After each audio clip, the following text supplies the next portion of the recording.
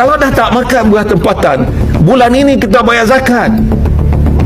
Zakat beras mana yang kita nak bayar ni? Jawapan yang diberikan, Tan Sri Muhyiddin Yassin tanya tentang beras. Saya tanya tentang beras. Datuk Seri Ronald tanya. Ramai rakan-rakan kita di sini, ahli-ahli Parlimen PN bertanyakan tentang kedudukan apa yang sebenarnya berlaku dalam negara kita tentang isu beras ini. Dia kata tak apa, jangan risau, 1 Mac beras semua boleh dapat. Beras tempatan ini ada di mana-mana saja. Jadi semalam sebelum saya nak buat PC ini, semalam saya suruh pegawai saya, kata tolong pergi tengok di beberapa pasar raya.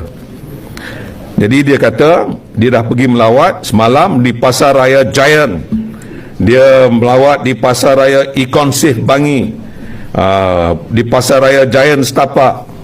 Di pasar raya Giant, beras import paling murah 33.90 sen bagi 10 kilo, RM33.90 bagi 10 kilo. Di pasar raya Econsif, beras import paling murah 32.9 ataupun RM32.90 bagi 10 kilo.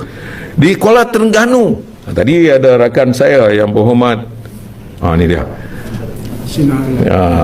Bagan Serai beritahu dengan saya, dia kata dia baca satu artikel Harian Metro, pasar raya pesan 300 kampit untuk beras tempatan, tapi yang diterima cuma 20 kampit saja.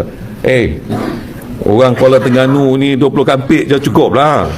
Nak minta banyak-banyak 300 kampit buat apa? Inilah jawapan yang sebenarnya yang telah pun diberikan kepada kita. Tidak ada jawapan, cuma kita pergi melawat dan kita tengok. Itulah yang berlaku. Sekarang ini bulan Ramadan, rakyat nak beras. Kuala Terengganu tak payah makan beras tempatan lah. Kalau dah tak makan beras tempatan, bulan ini kita bayar zakat. Zakat beras mana yang kita nak bayar ni? Orang kampung saya nak tanya kepada semua mufti, harga beras mana yang kita nak kena bayar? Beras katel lah. Jadi saya minta lah mufti semua perbetulkan supaya beras katel dimasukkan untuk bayar zakat. Dah setahun kita makan beras katel ni, Tan Sri. Ini sebenarnya yang dipersoalkan awal. Sepatutnya menteri kena bersedia, kena menyelesaikan masalah ni sebelum bulan Ramadan. Ini dah berlaku, menyebabkan timbul beberapa isu yang sebenarnya rakyat bertambah marah dengan kerajaan yang ada hari ini.